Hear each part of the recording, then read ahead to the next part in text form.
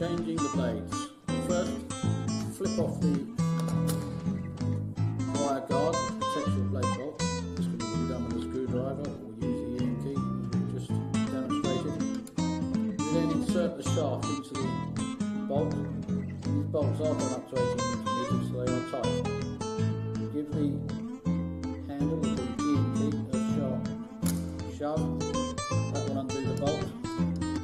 And likewise, do to the second bolt here. Another sharp shove, crack, it comes undone. You can then use the long shaft or the handle, which has a hexagon on the end, which you wobble in the bolt, to remove the bolt.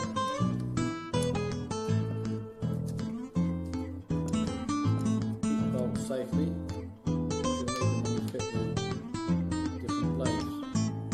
I recommend that you always leave one blade on when you're changing the blades. This means that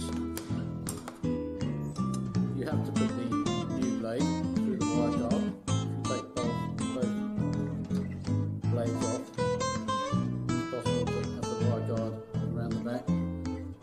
Blades must go through the wire guard. You can then rest the different type of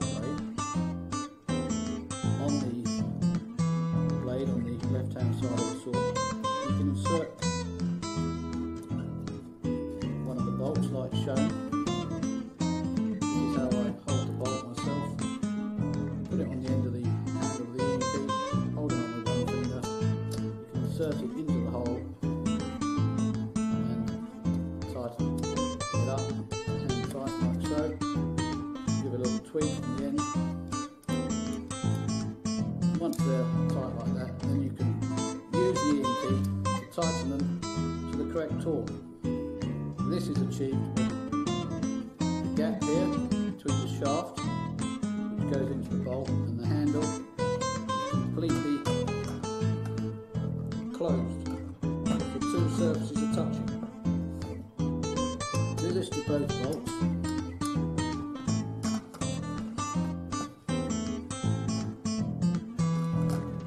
Blade is now fitted and tightened to the correct torque. We then can turn the saw over